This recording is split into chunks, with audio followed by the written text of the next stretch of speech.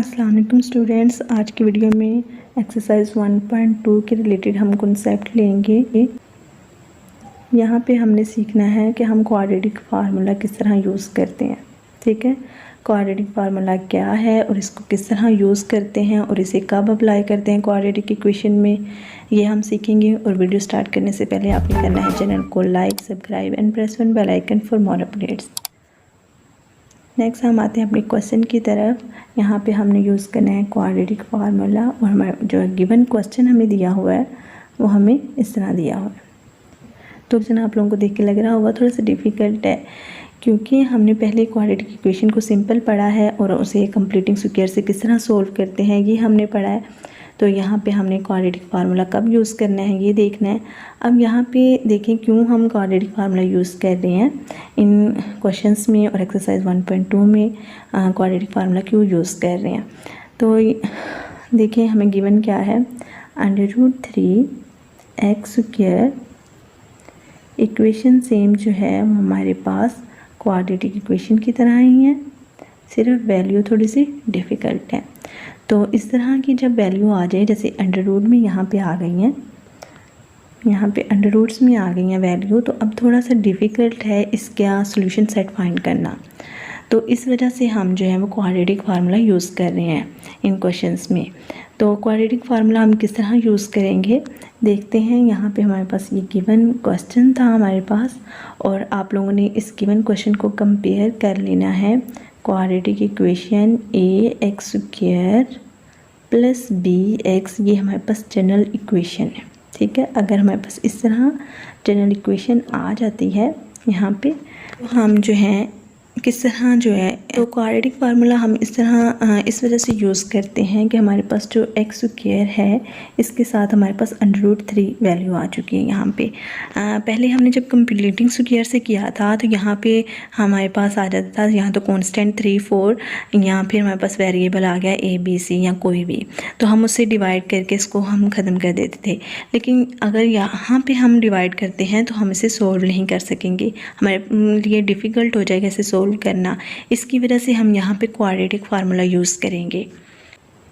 यहाँ पे देखिए हमारे पास ये टर्म है जो हमें गिवन है, और यहाँ पे जब हम इस इक्वेशन से इसे कंपेयर करेंगे जनरल से, जैसे यहाँ पे लिखी हुई है, तो हमें यहाँ से पता चलेगा कि a की वैल्यू क्या है √3, b की वैल्यू क्या है 1 और c की वैल्यू है -4 √3।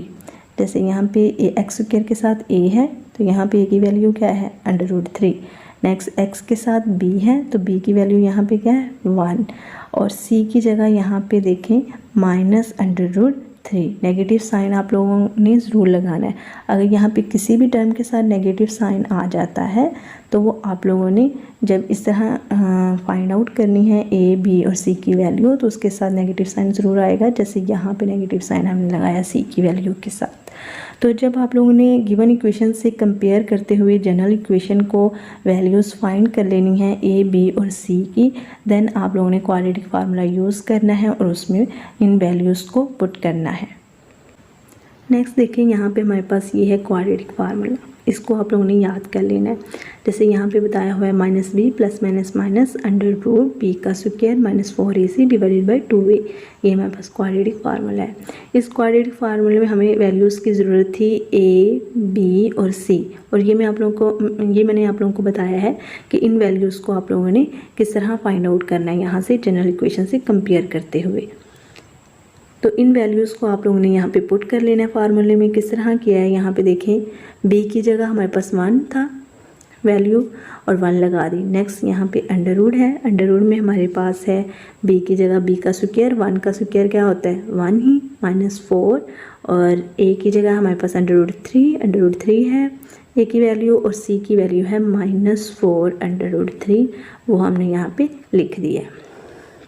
लिखने के बाद यहाँ पे देखें कि जो √3 और √3 है और नेक्स्ट यहाँ पे 4 है, ये आपस में जब मल्टीप्लाई होंगे तो 4 क्या हो जाएगा 16, और नेगेटिव यहाँ पे भी है यहाँ पे भी है, तो नेगेटिव प्लस मल्टीप्लाई भी हो जाएगा।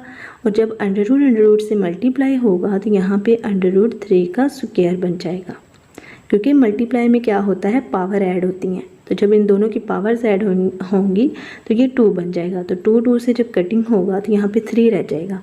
यहाँ पे देखें 3 रह जाएगा और इस 3 को हम 16 से मल्टीप्लाई कर देंगे। यहाँ पे हमने 16 से मल्टीप्लाई कर दिया तो हमारे पास 48 आ गया और 48 को 1 में ऐड किया तो 49 आ गया। 49 आ गया, ये टर्म हमारे पास अब बन चुकी है। डिवाइड में हमारे पास 2 और a की वैल्यू √3 थी। नेक्स्ट यहाँ पे देखें कि √49 जो होता है वो इक्वल होता है 7 के। किस तरह? क्योंकि 7 × 7 जो होता है हमारे पास वो 49 होता है। और जब ये 7 का स्क्वायर अंडर में होगा तो अंडर से ये स्क्वायर अंडर से कट जाएगा और हमारे पास 7 रह जाएगा। इसकी वजह से यहाँ पे हमारे पास 7 आ गया। और नेक्स्ट हम क्या करेंगे, मिड में क्या है प्लस माइनस का साइन, तो एक दफ़ा प्लस में लिख दिया है, एक दफ़ा माइनस में लिख दिया है। तो हमारे पास नेक्स्ट देखें ये टर्म आ जाएगी सोल्व करने के बाद।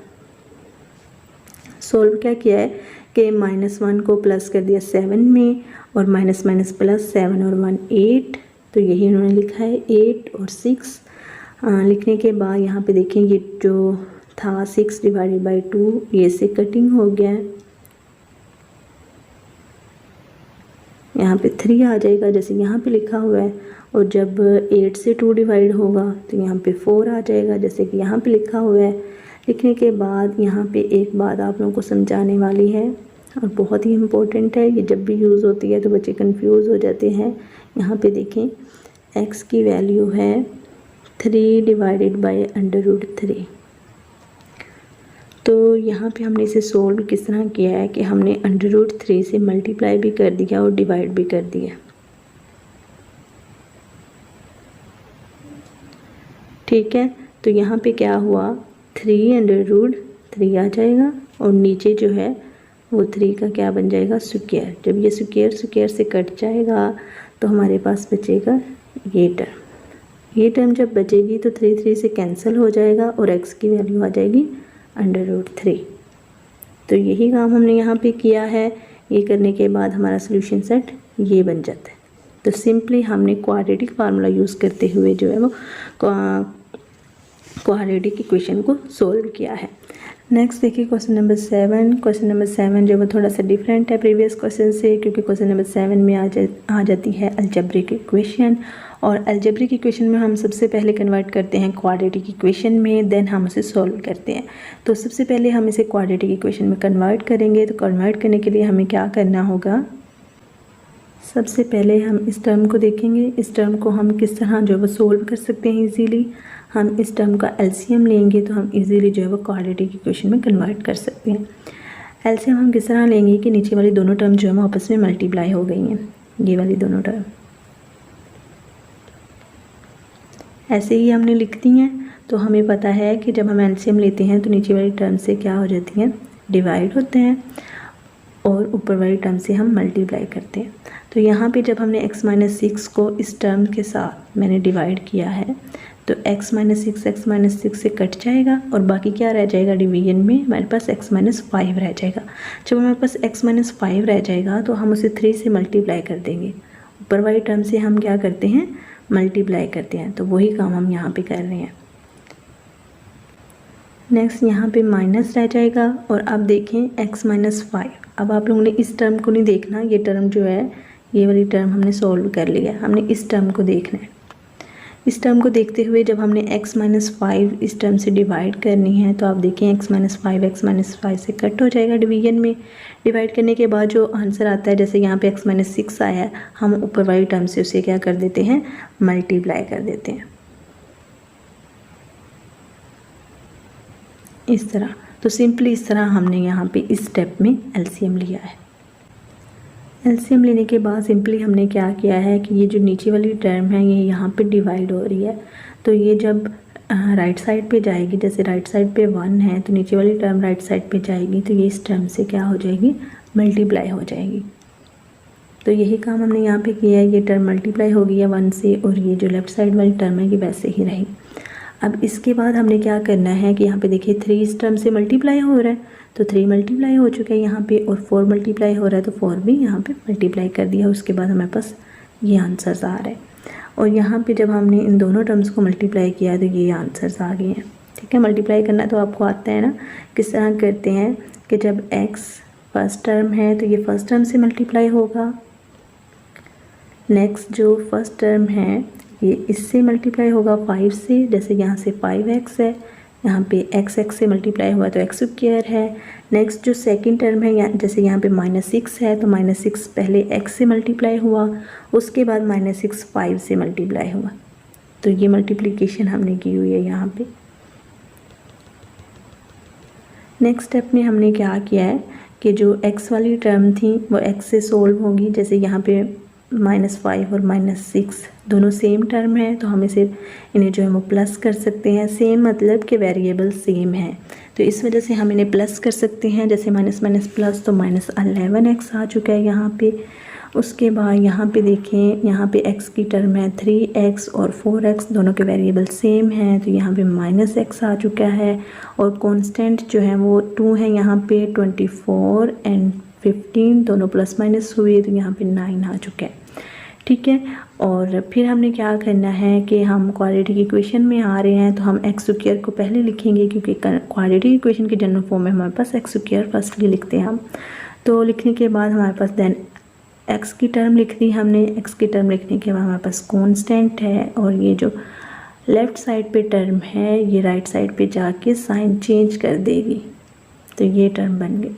इस टर्म के बाद हमने कहा कि जो x वेरिएबल जिनके साथ सेम है, जिन कांस्टेंट के साथ, उनको सोल्व कर लिया तो 10x बन गया और कांस्टेंट को सोल्व किया तो 21 बन गया। तो अब हमारे पास क्वाड्रेटिक इक्वेशन आ चुकी है। जब हमारे पास क्वाड्रेटिक इक्वेशन आ चुकी है तो हम इसे जनरल इक्वेशन से कंपेयर करेंगे। क्यों कंपेयर करेंगे? क्योंकि हमें करना है क्वाड्रेटिक फार्मूला यूज़। तो इसे कंपेयर करते हुए हमारे पास वैल्यू आ जाएंगी a = 1, b = -10 and c = 21। In values को हम फार्मूले में पुट कर देंगे। ये फार्मूला आप लोगों ने याद कर लेना है। और फार्मूले में पुट करने के बाद वैल्यू हमारे पास ये टर्म आएगी। इस टर्म के बाद हम इसे सोल्व करेंगे, जैसे a का b का स्क्वायर है, यहाँ पे इसे अप्लाई किया तो 100 आ चुका है। देन हमने 4 को 1 और 21 से मल्टीप्लाई किया तो 84 आ चुका है। 100 और 84 को जब हमने सोल्व किया तो हमारे पास 16 आ चुके हैं। यहाँ पे हमने अंडर रूट वाली टर्म को पहले सोल्व कर लेना है। सोल्व करने के बाद हमारे पास 16 जैसे आया है तो ये हमारे पास 4 × 4 = 16 हो चुका, 16 हो गया। तो जब हम 4 का स्क्वायर अंडर रूट लेंगे तो इस 2 से कट जाएगा तो ये इक्वल टू होगा 4 के, जैसे यहाँ पे हमने लिखा है। अंडर रूट हमारा सोल्व हो चुका है। क्वाड्रेटिक फार्मूले में जब आप लोगों ने वैल्यू पुट कर लेनी है तो उसके बाद आप लोगों ने अंडर रूट के अंदर वाली वैल्यूज़ को सोल्व कर लेना है। यहाँ पे हमने क्वाड्रेटिक फार्मूला जब यूज़ किया है तो यहाँ पे हमारे पास जो वैल्यू है वो प्लस माइनस में आ रही है। प्लस माइनस में आ रही हैं तो हम एक दफ़ा प्लस में लिख सकते हैं, एक दफ़ा माइनस में लिख सकते हैं इस वैल्यू को, और हमारे पास एक्स की जो है वो 2 वैल्यू आएंगी सोल्यूशन सेट में। लिखने के बाद हमने अंडर रूट सोल्व कर लिया है। सोल्व करने के बाद एक्स की वैल्यू 6/2 और 14/2 आई है। एंड जब ये कटिंग हुआ है 2 7s are 14 and 2 3s are 6, तो सोल्यूशन सेट क्या आ गया 7 और 3। तो यहाँ पे हमारी जो वीडियो है कंप्लीट हो चुकी है। हमने एक्सरसाइज 1.2 का जो है वो क्वेश्चंस देखे हैं और उनमें हम क्वाड्रेटिक फार्मूला किस तरह यूज़ करते हैं ये देखा है। तो आप लोगों को अगर किसी भी चीज़ की समझ नहीं आई तो आप मुझे कमेंट सेक्शन में बता सकते हैं, और अगर आपको किसी भी मैथ के टॉपिक में प्रॉब्लम है तो आप मुझे कमेंट सेक्शन में बता सकते हैं, मैं उस पर वीडियो ज़रूर बनाऊँगी।